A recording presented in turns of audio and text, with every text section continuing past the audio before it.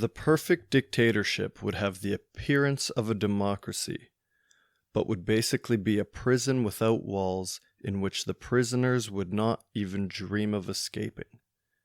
It would essentially be a system of slavery where, through consumption and entertainment, the slaves would love their servitudes. That's an Aldous Huxley quote, apparently. I tried to look it up to confirm whether that was his or not, and it seems like there's some questions about it, but it was maybe not directly said by him or written down by him, but it's something. It's to do with him. At least people seem to credit it to him and nobody else. So, dealing with life. This is this is dealing with life, I said. This is dealing with life. I used to think if I couldn't find hope, I should just let it all go.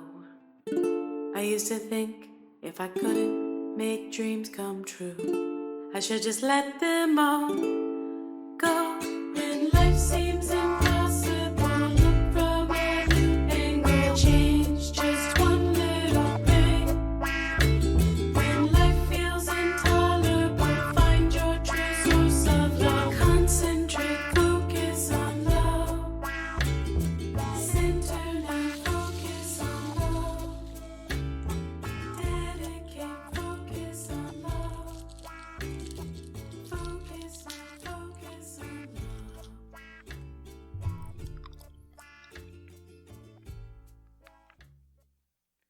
Probably not a good idea, but I just unwrapped a Tootsie Pop.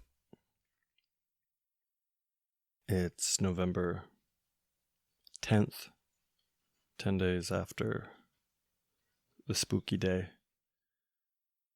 And I've still got a stash of Tootsie Pops that I raided from my work's candy bowl. I don't know if you can hear that in the background right now, but that's what my heating in my house sounds like. And I've lived here for, this will be my third winter. And I always forget during half the year that that's what it sounds like. But it just sounds like, if you can't hear it, like somebody's just dumping buckets of water just outside like just on the other side of the wall. But it's in the wall. I don't get it. I've lived in some janky buildings in my time, and I've never had whatever heating system this is. I'm surprised that there's not steam or something billowing out, because there's just constant. It's kind of nice, because when I go to sleep at night, I don't need to have white noise or rain sounds going, because I've got a waterfall, basically.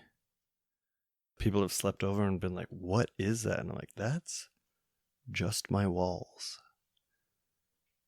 Get used to it.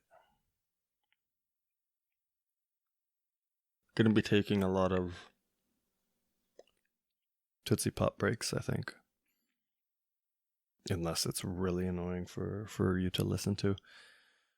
I chose that quote to start things off because there was a democratic process that went on during the time that has elapsed since I last recorded a podcast. I think the whole world was looking forward to it. For better or for worse, it was just going to be entertainment.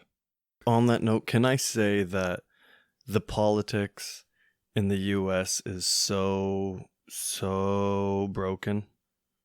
It's not real. I don't even think it tries to be real. There's no real choice, and there's no belief in it.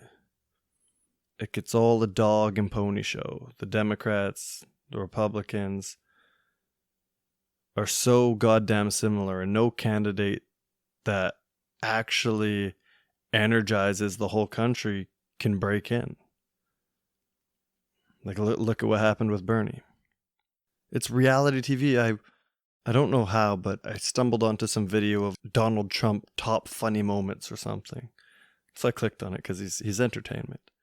And the main takeaway, even if you just took away what he was saying, is how just fake and theatrical all of it is and was. I was watching, I guess, US channels leading up to it, and just political ad after political ad after political ad. I don't know. I don't get it. Their faux democracy was falling apart before this in 2016. Maybe even before that, but people were realizing more and more that it didn't matter, and they needed to find new ways to look at the political system and how it's set up, especially with the Bernie thing. Like, I think that was the straw that broke the camel's back during the Democrats' nomination. And then came Trump, who was the perfect distraction. He's ever the showman, proven it with his TV shows and wrestling spots and whatever. Obviously was friends and is friends with all these lifetime politicians and has politicked with them all before, for the lack of a better term. And he was perfect at dividing the public on a political level and getting the country engaged in the political system again and turning to it for change and wanting to believe in it. And bam, now they did it. It works. Woohoo! American democracy is alive and well, baby. But, fuck. Like, take a look around. Yes, Trump is gone, and yes, that is good, but his replacement is Joe fucking Biden. How are we celebrating that? And we are. The country, the world, the entire world is celebrating that. And I get that, yes, he's better than Trump, but that shouldn't be enough. We've let them manipulate us to being stoked and happy that Joe Biden is president. A dude who's vice president a year ago said that she believed in his sexual assault accusers. And now she's his vice, and they're hopefully, I guess, at least in this case, heading to office, because that's definitely not a sure thing yet. But the dude is falling apart. He's so old. Certainly not aging like David Attenborough. He's been involved in some horrific political decisions. Obviously, there's the accusations with women and questionable things that have videos of him. He's probably only very few people's first choice as president, yet here he is. It makes no sense. And the world couldn't be happier about it. You know, this should be Bernie or Tulsi or a lot of other people who would be much greater choices and honestly serve better and be a more popular choice to everybody after they actually got in and or started making changes. But that's not how it works. It works how the DNC and the GOP want it to, and the two of them will and do team up to stop anyone outside of their parties from getting to the House. Your only path right now is to work your way up through these systems and prove your loyalty before you can even get close. It's political theater, like I said, and none of it's real. No matter what happens, even if whatever's going to go on over the next 2 months goes on, I don't think the decision makers really care that much. Maybe I'm jaded with the whole thing and I just over it, but it doesn't make sense. It does not inspire any good feelings from me. There's no positive expectations for the future if this is what we're working with. And this is how it works. And these are the candidates. I don't think it's a real democracy. You know, that's why I wanted, and I've said this before, but this is the reason why I wanted Trump over Hillary in 2016, is I thought that it would teach the DNC a lesson about doing everything to keep Bernie out of the nomination and show that people won't stand for it. We weren't going to accept Hillary as president. The younger generation spoke and wanted real change, and there's so many more of us that we can change an election, and yet they still wouldn't let that happen. Hillary had to be the nominee. But now what I'm realizing is that Trump was just the 4-year backup plan. People did choose to punish the DNC in the only way that they could. Either not vote for Trump, vote third party, you're right, and none of it was really going to matter. But all they knew they were doing was, the DNC wasn't going to win. The Democrats weren't going to win the election in 2016. The problem is that it's not the DNC versus the GOP. It's the current power structure in the U.S., which uses this facade of democracy to continue their current role. And you can't punish them because there isn't a way to do it within the current structure. At the end of the day, this Biden victory isn't a victory. Being painted as that, and a lot of the country and world has bought in. But this is not a victory. Presidents should not be in their 70s. They just shouldn't. Our leaders should not be that old, especially in an age where the world is growing and changing exponentially. Like, these candidates were in their mid-60s when the first iPhone came out. Think about that. They have no idea about the connectivity of the world, nor do they have a pulse on any of the real going-ons. They're just faces. And that's really depressing. I hope it gets blown up at some point, this current U.S. political system. Because there are places in the world that are doing it right, that are doing it better.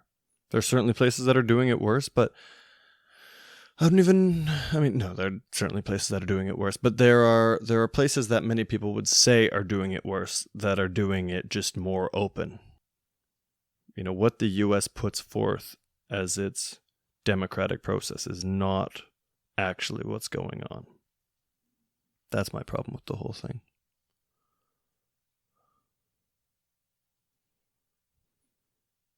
But we'll see. It's only, as far as just the entertainment and watching it unfold, I'll give it that. I was watching live news streams of the U.S. election day and the next 3 days, which that's probably what they want.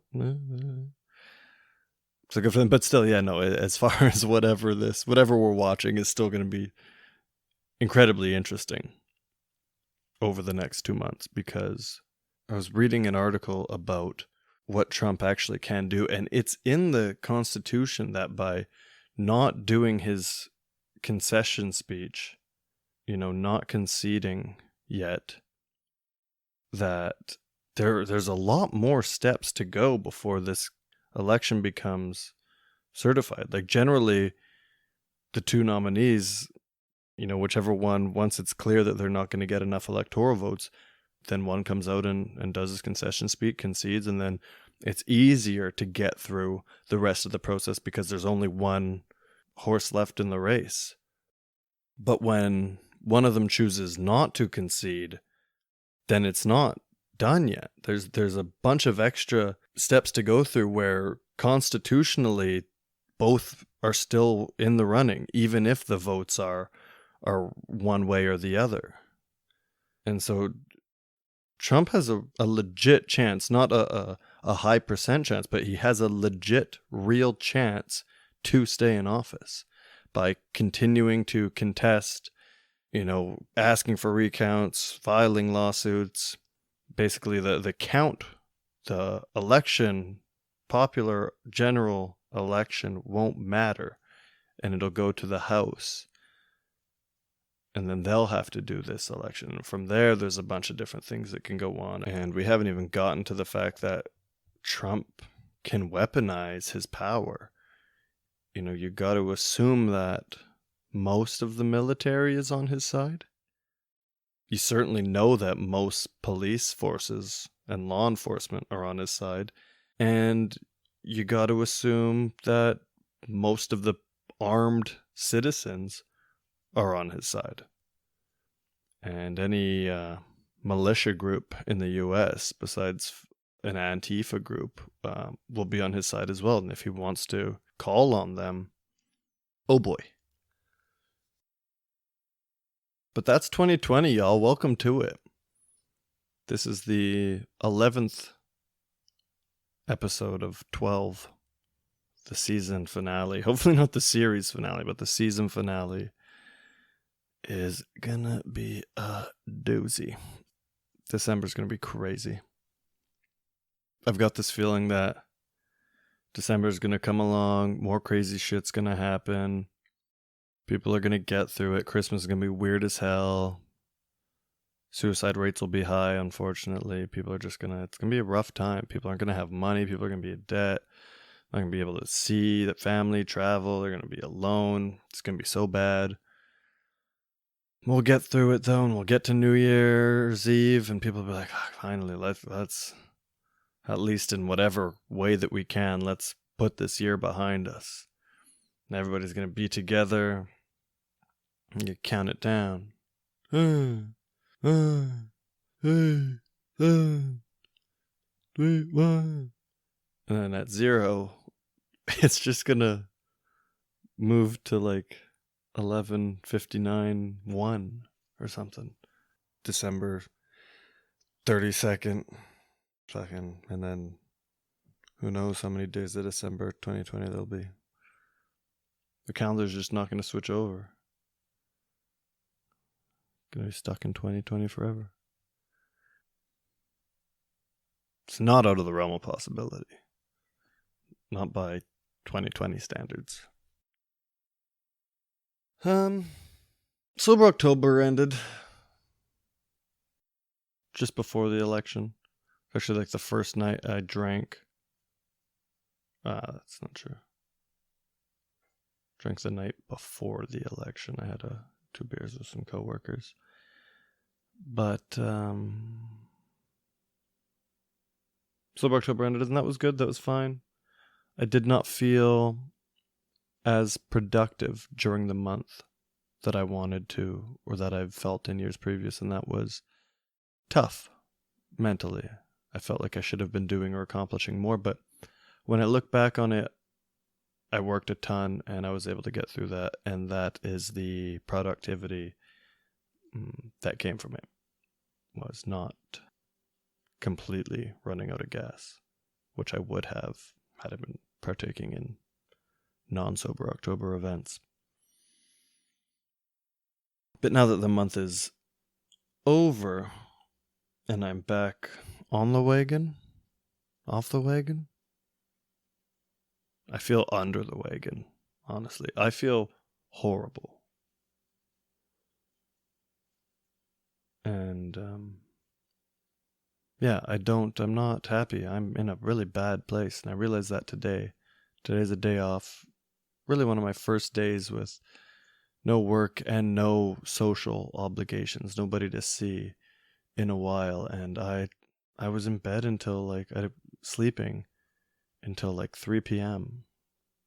And when I woke up, just that heaviness of depression was there, and I don't know what to do. I don't like to talk about it. Probably don't get, because I do talk about it on here, but I don't like to tell friends about it. Nobody wants to be the guy who's just like, I'm really depressed. I'm not having it. I don't have the energy to maintain anything. But that's how I'm feeling. And I don't know if, I've smoked weed probably the last 7 days, each night. Not a lot. I take a puff, just enough to probably numb it all, I guess. And it feels good during, and I get a lot of thinking done. I've had some great thoughts and breakthroughs that I'll get into that came from just the mind state that I get into when I smoke. And maybe that's why I'm recognizing how down I am. I mean, maybe it is a positive, but I also am correlating it to maybe how deep I'm feeling this as opposed to where I was during October. Because I know it was still there during October. I just wasn't feeling it so heavy. And maybe that means I was just distracting myself from it. That's why I was working so much. And maybe now, or maybe with the aid of weed, I can't run from it. Maybe I'm forced to sit in it, to think about it. But one of the thoughts that I had this week was that I've got a real problem with authority. I only chuckle because I don't know why I chuckle. I chuckle because it's a character flaw of mine, and I'm admitting it, and it's uncomfortable. I assume it's because of my parents or lack thereof. It was only ever my mom and I. And I've mentioned that we never communicated. Not once in my life sat down and had a talk about something. I see in TV shows or movies or things with a family where something happens and they'll sit down at the dining room table and they'll talk about it. Like, not once did I ever have a sit down conversation about how I was feeling or about things going on. Like, sure, we'd chat while watching TV and commercials were on, but like, honestly, that's it. In the car, we always had music on and would sing. We never really like talked during road trips or anything. Never had sit down dinners, which I guess conversation would come from there. I played video games. She watched TV. Whenever it was time to punish me, it was just a smack, some yelling of explicits, and then grounding me. Like, there was no, do you know what you did? Do you know why that's wrong? Do you know this? Do you know that? There was no real teaching. Yeah, I think I've mentioned I've been grounded to my room for well over an entire year of my life. I'm sure that's fucked me up in some way. Probably why I'm a terrible communicator. But anyway, now any authoritative figure, or even just someone trying to give me advice or doing something different than what I'm thinking, I have troubles with. I believe because I've gone through this all on my own, for the most part. I've figured out what I've figured out to this point on my own. And I feel concrete in my morals and decision making, right or wrong. And I do feel I can acknowledge, at least within myself, when wrong. And because I've had to do that and learn and grow without that parental authoritative figure, I've just probably grown to only trust myself.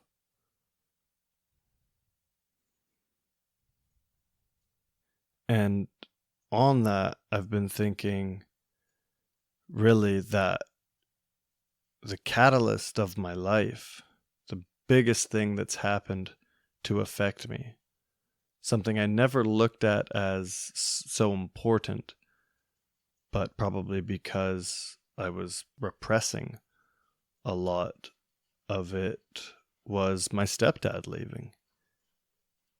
He was a father figure. A male influence and friend was all I ever wanted, and he gave me that from when I was 4 to 10-ish. Taught me how to play soccer, introduced me to my favorite computer game, one that I played religiously, like 10 hours a day, almost every day for years. And maybe that's because he left.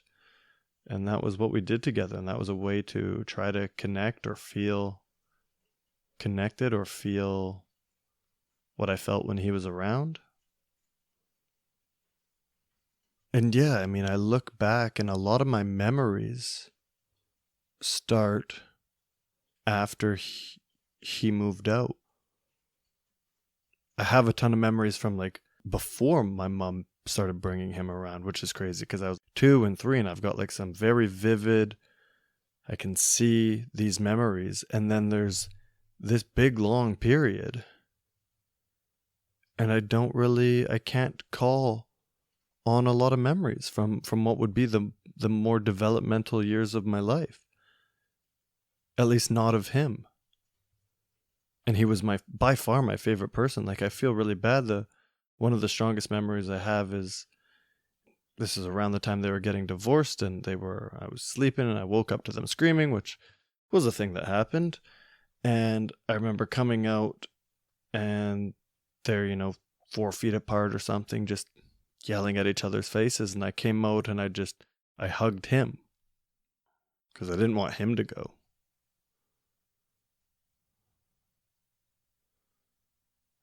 And I don't, there's not a lot of other memories of him. But yeah, this was a thought that I had again earlier this week, and it makes a lot of sense.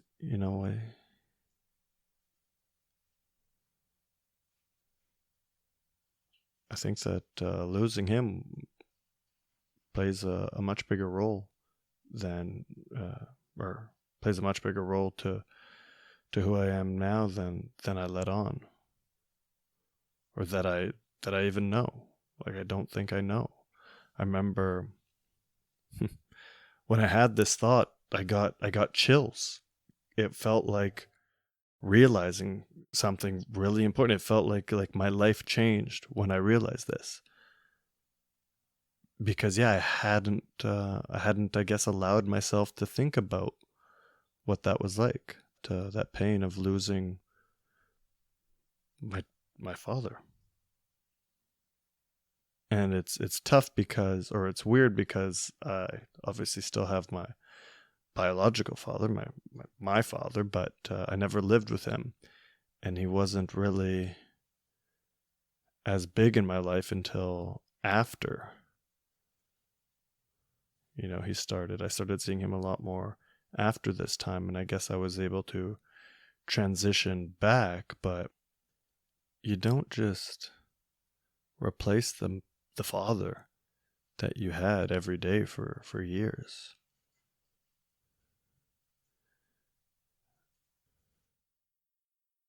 I've been falling asleep on the couch a lot in these past these 10 days, these November days. Do you fall asleep? Anybody that lives alone, nobody else in their house, just them, do you fall asleep on the couch often? Is that a normal thing to do?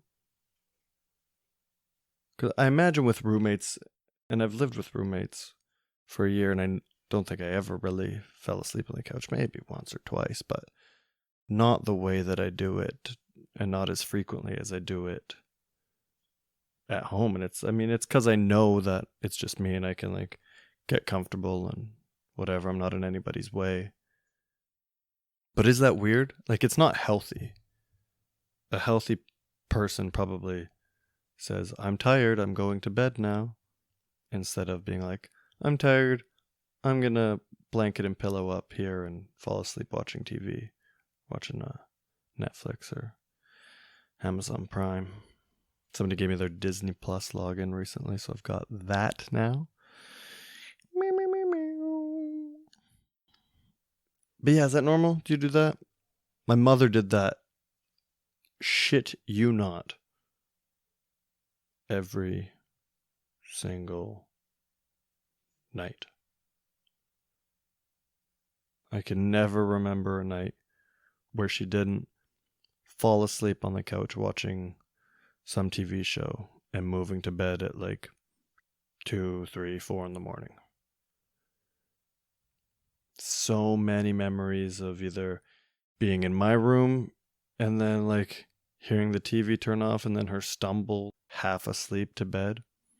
Or if I'm up late playing on the computer and her waking up and, you should go to bed. then stumbling down the hallway to bed. Which is sad when I look back at it.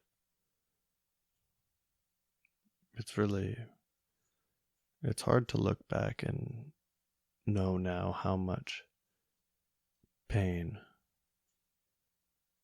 probably mental suffering my mom was going through when, she didn't really have anybody. She didn't have a lot of friends. Didn't have partners that stuck around too long, and her and I never communicated.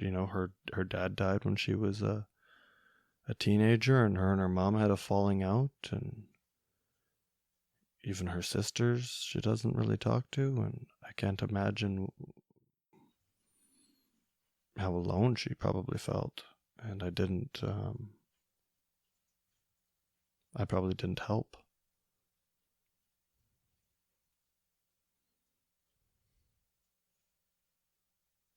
And I probably don't help now. I'm not good at communicating. And neither is she, and that's where I get it from. But I should, I feel I'm more intelligent. I feel I'm more aware, and I feel I understand what and why, and I should then know how to change it. And maybe that's where I'm not smart enough. Because I feel I should have the intelligence to make the changes. And I don't know. Feel I use the crutch of mental health as an excuse to not do the things I know I should do.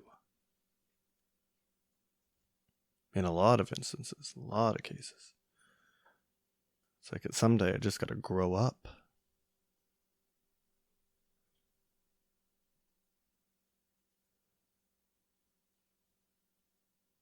I need to be more energetic in my mind, is what I think I need to do. I need to encourage myself more and feel special more instead of blah. And it starts with me and starts within me. It must have been a podcast I was listening to or something I was reading. I'm going through The Mindful Way Through Depression, a book right now. And might have been in there.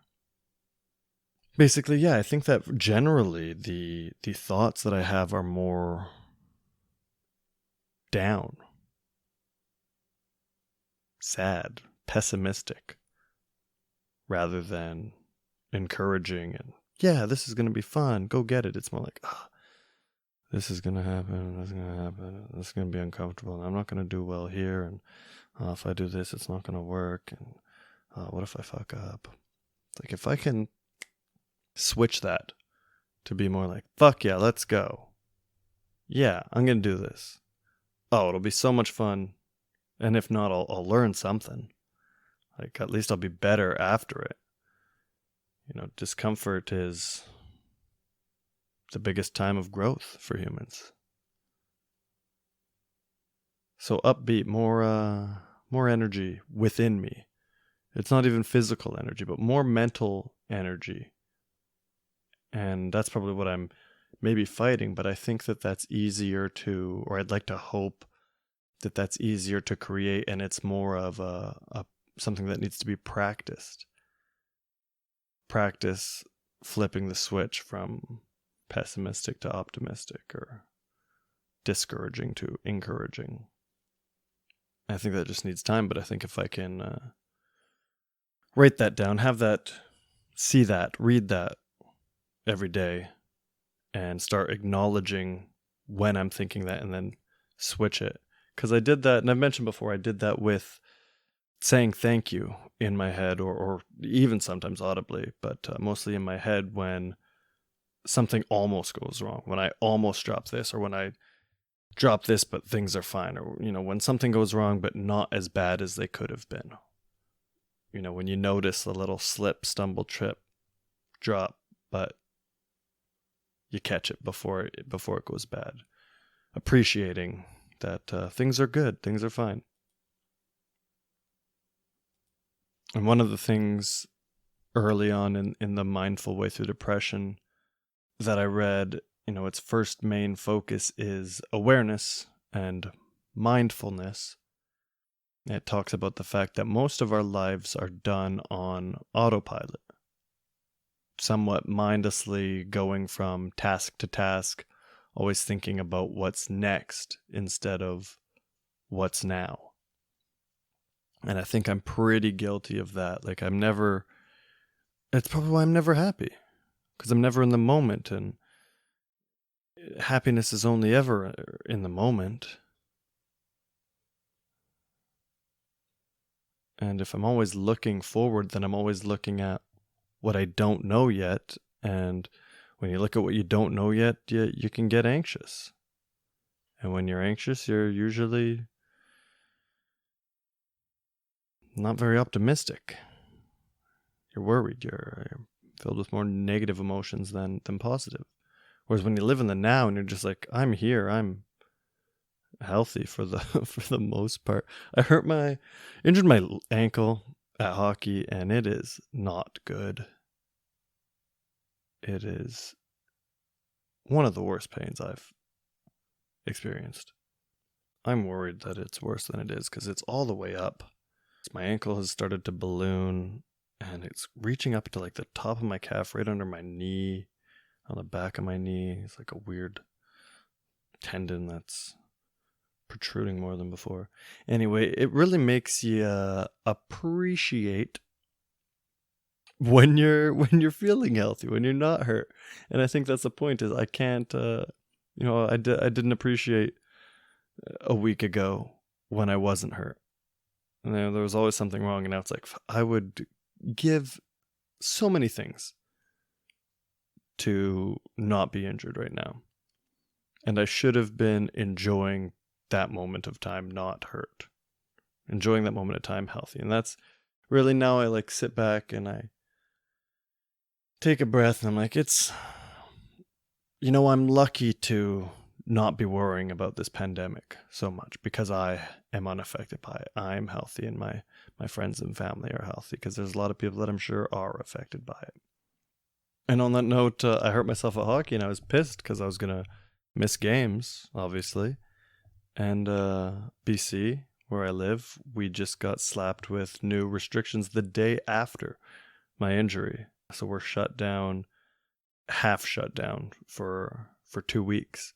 So I've got 2 weeks to heal here, and that's something to appreciate. Be like, wow, as much as that's a bad situation, I got some help from Dr. Bonnie Henry. So cheers to her for helping me not miss games, hopefully. Maybe not cheers to her, because here's our new restrictions. We're going from a pretty open society and life, besides the fact that I don't even know what you gotta do. You can't have more than 6 people in a group when you go out to a bar. But like if you're at a park or something, nobody's gonna care if there's like 10 of you. But everything's pretty normal. Everything's running. Breweries, just restaurants are open. Drinking spots are open. People can sort of could do their normal things. And now there was a recommended only 6-person bubble. So you're only supposed to have 6 people and only see those 6 people. But now where we're at, what they announced this weekend was you are not allowed to see anybody that you do not live with. So your 6-person bubble is gone. You can only see people that you live with. Fair. While trying to combat a pandemic. Thoughts on pandemic aside, this is fair. But she didn't close down restaurants or bars or breweries. So nobody's fucking following it. It should not be on us brewery industry workers to enforce that. And it's not. We're not going to check everybody's ID and confirm that they live where they say they do and that they're roommates with these people. So immediately in the days since, we've had people that obviously don't live together show up 5 minutes apart. They have a big hug when they see each other. It's like, I don't think you guys woke up in the same house earlier today. It seems like you haven't seen each other in a while. And I think I realized just on pandemic related ideas that really this time is fucking with me. And I honestly had no idea until this thought occurred. I thought I was doing fine, doing great, really. And in a lot of ways I am. But a lot of my relations have fallen apart during this time. I feel a lot more lonely, or me against the worldy. And I think that's because of the lack of human interaction. I'm so untrained on social and communicative things already, but not being able to practice it for 9 months, it's really falling apart, and I'm just reclining from it all. Reclining? Recoiling? Pulling away from it all? Does that make sense?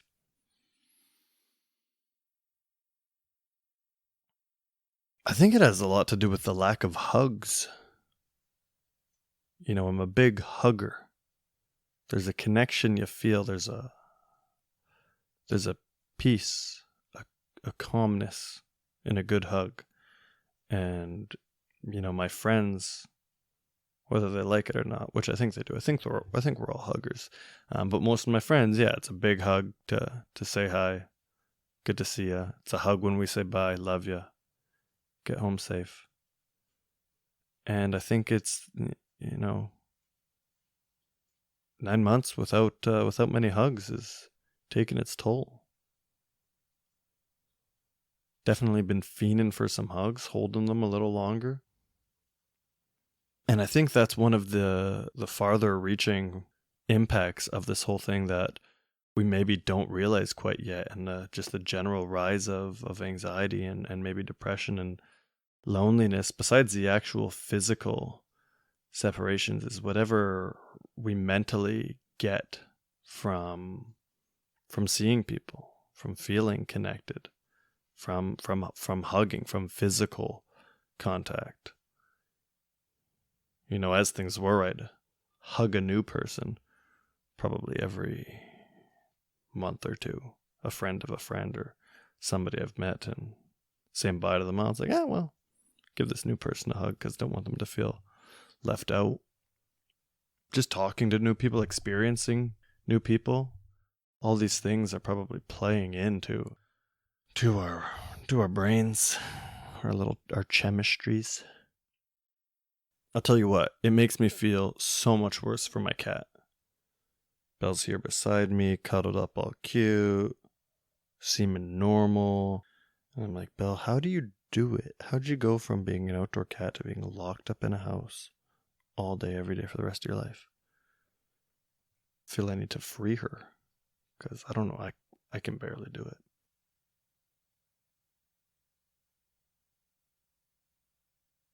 Things and stuff that I like to try to do to keep ya coming back every episode. What's the recommendation today?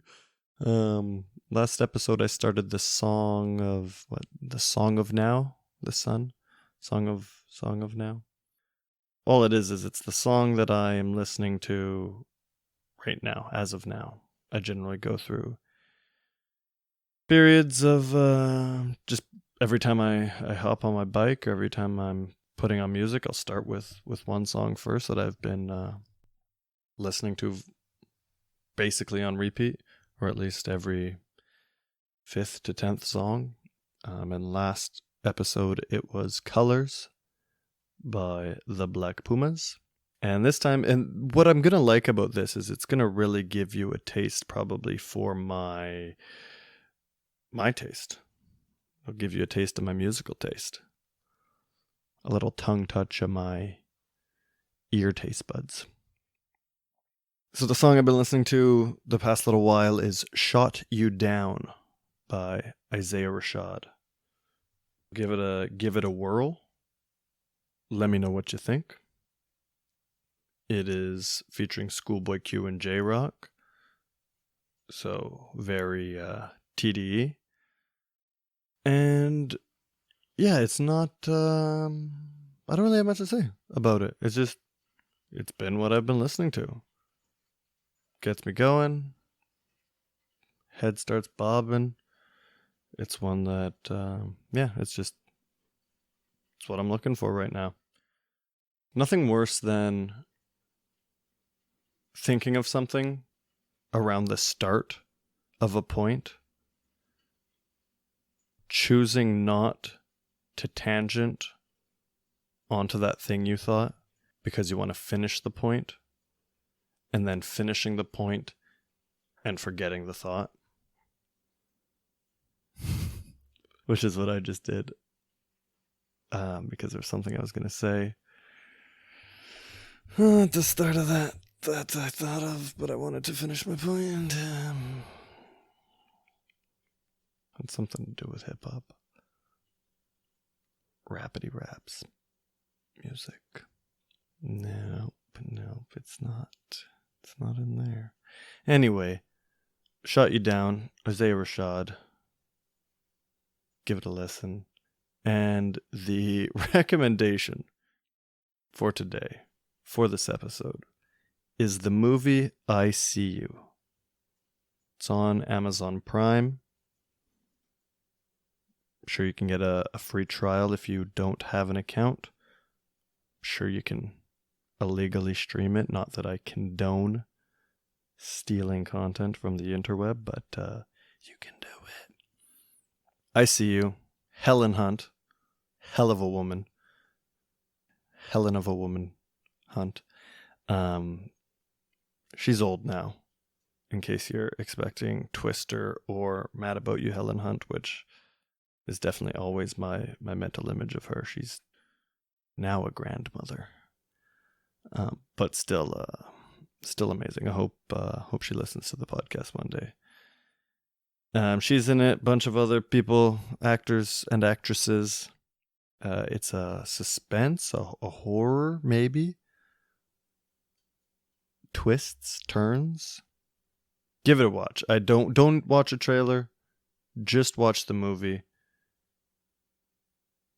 Even if you don't like scary movies, it's not that scary. And as it builds up to scare, it changes on you and it lets you calm down and relax a little bit. And then it just plays with you a little bit. But please give I See You a watch. Hell of a movie. My boy Scooter thinks it's the worst movie ever. So if you are someone who has opinions about movies, then watch it and let me know so that we can settle this dispute, because I think it is. I finished it and I just sat there like, oh my goodness, what a film. I wanted to watch it again. Haven't enjoyed a movie on the first watch, as I did with that one in a long time. And I said that to him, and he asked me, what does that even fucking mean? And it means that, there's certain movies where you see for a second or a third time, and you're like, oh, wow, I really like that. Or you see, you just go back to a movie you saw a while ago, and you're like, that's actually a really good fucking movie. That's one of my favorites. And then there's some movies that you watch for the first time, and you're just like, you're blown away. You're like, that was exactly what I was looking for. I want to watch this again right now. And that's what this movie did for me, in a way that no movie since maybe Arrival has done. So watch I See You. Give me your thoughts, your rundown. Listen to Shot You Down. Help COVID cases go down. Lie down and relax at some point. Take a mental health day. Don't ever feel like you can't take a mental health day.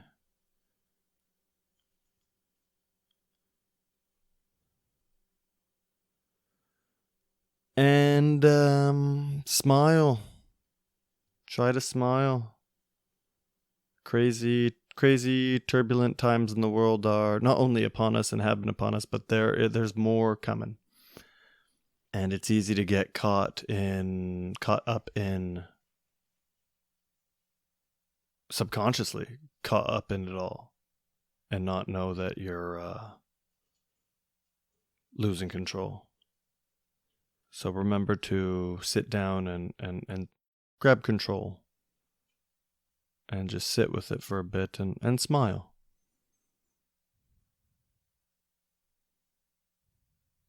All right. That's it. That's all I got. I love you. Stay pretty. Stay sane. Maybe try to do that. Stay sane. Stay you. Whoever you are. Stay you. Know that you can change. And you can make yourself better. But do it for you.